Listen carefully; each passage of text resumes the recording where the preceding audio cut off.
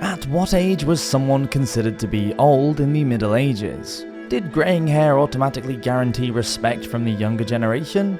Were medievals afraid of becoming old with all of its infirmities, or were they happy to live such a great age when death was everywhere? Let's travel back in time now and discuss cougars, flying monks, fat children, and their urine. Welcome to Medieval Madness.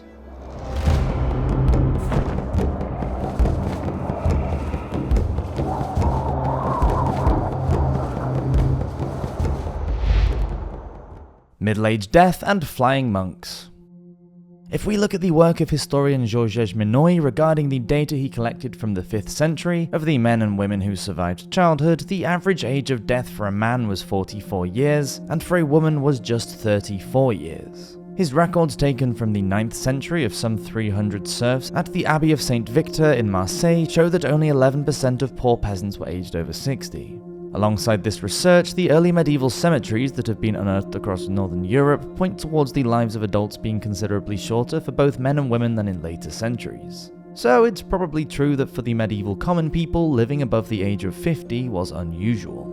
For other, more privileged medievals, living a long life wasn't as common as we might think. There are records of quite a few esteemed figures who lived well past their 60s, like King Edward the Confessor, who was aged somewhere between 60 and 63 when he died in 1066. Hildegard of Bingen, the famous writer, composer, and mystic, died in 1179 at the grand old age of 81, a great innings even by today's standards. The famous flying monk, Aylmer of Malmesbury, died not long after the 1066 Battle of Hastings. He was born sometime in the 980s. He was England's first recorded aviator. After attaching wings to both his arms and feet, he launched himself from a high tower and managed to fly a distance of about 200 meters. But unfortunately, he fell to the ground and broke both of his legs, which left him lame for the rest of his life. Aylmer witnessed Halley's Comet in 989 and its return in 1066. Judging that he had to be at least 6 to remember the first event would suggest that he too was well into his 80s before he passed away, and that was with a lifelong disability.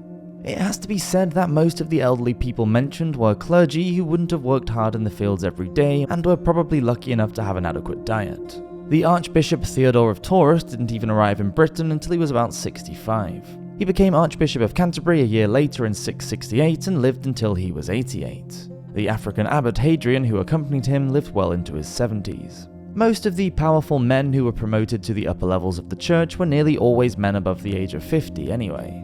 For those who were not as lucky as, or as well looked after as the clergy, it seems that in general the medieval experience of getting old was neither enjoyable nor anticipated with any enthusiasm. No cougars allowed. The 4 humours played a massive part in Middle Ages medicine. For the medievals, keeping black bile, yellow bile, blood, and phlegm in a constant state of equilibrium was the key to a healthy life. One variable to the balance of the humours was heat, which was thought to create the difference in the sexes. Women were cold and wet, whereas men were hot and dry. Masculine heat meant that male embryos grew faster in the womb, and this was why men were able to transfer nutrition to grow beards and body hair. Medieval women's bodies were thought too cold to produce semen, they had weak, mushy physiques and poorer minds.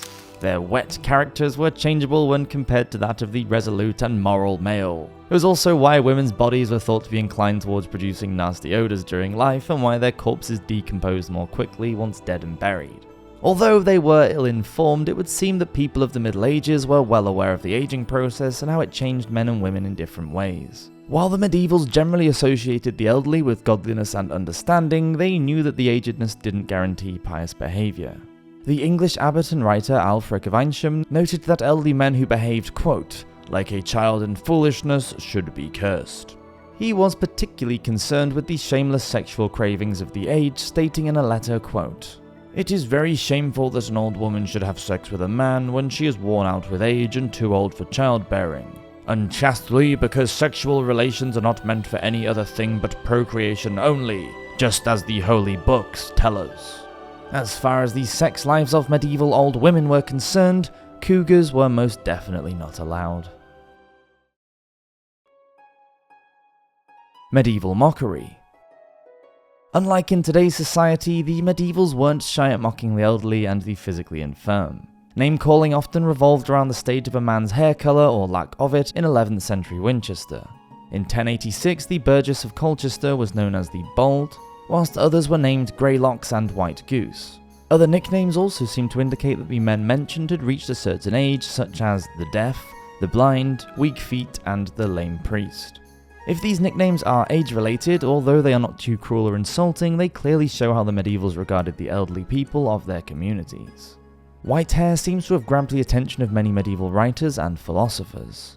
It is often linked to the idea of knowledge, prudence, and a life well lived. St. Augustine believes that those who praise God will have the white hairs of wisdom, whereas the others will see their flesh wither. Except for this whitening of the hair, all other aspects of old age, such as skin aging, were thought to be ugly, and an indicator of the sins committed throughout life.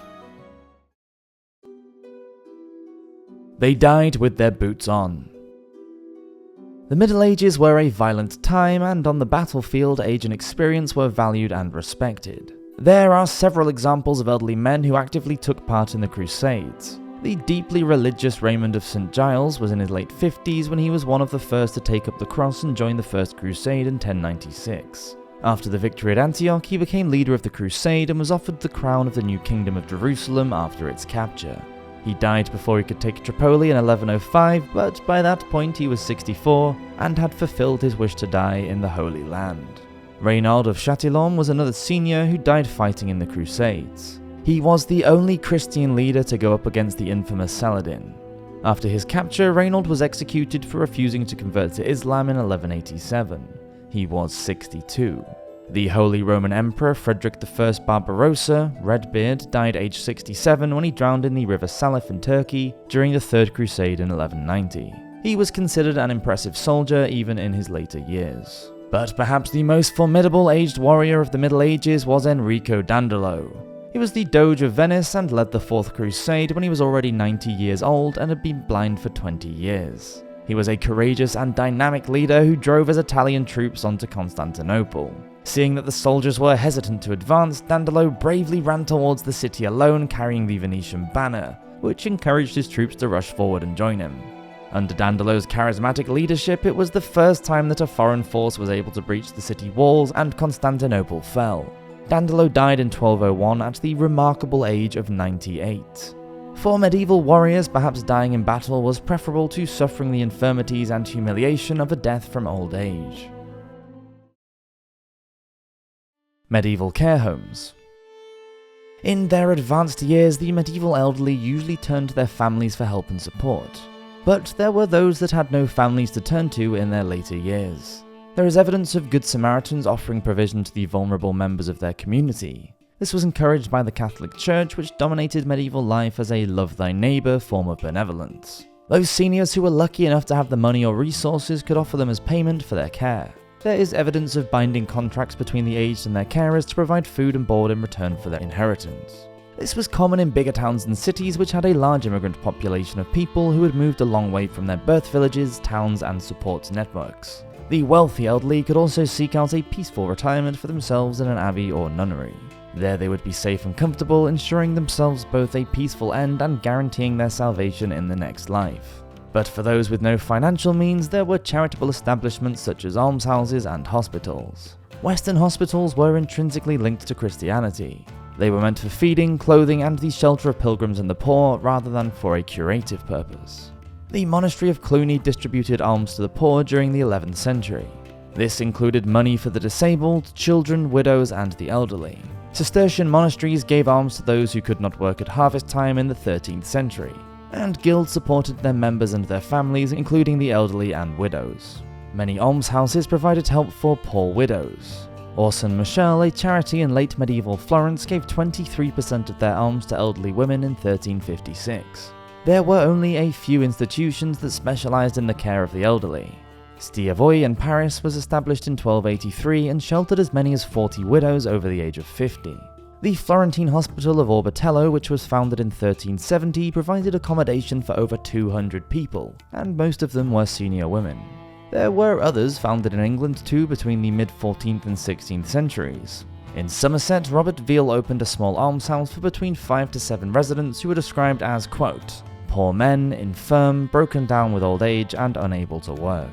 Although they were housed separately as far as medicine was concerned, most medical treatises hardly ever separated the different genders or mentioned any remedies for those of a specific age. Those that did suggested using children as a part of the cure for elderly afflictions. A child's urine was recommended as the cure for poor eyesight, and sleeping next to a fat child was thought to improve a stomachache. Maybe we should leave the last words of this video to the historian Georges Menoy, who asked, quote, "How many men and women could have slipped through the tight meshes of the nest cast by death? Meshes woven of the malnutrition, famines, epidemics, wars, lack of hygiene, medical ignorance, and high infant mortality. And wonder how anyone born in the Middle Ages made it through to old age at all." Thank you for watching this episode of Medieval Madness. Please subscribe if you haven't already, and I'll see you next week for another video. Cheers!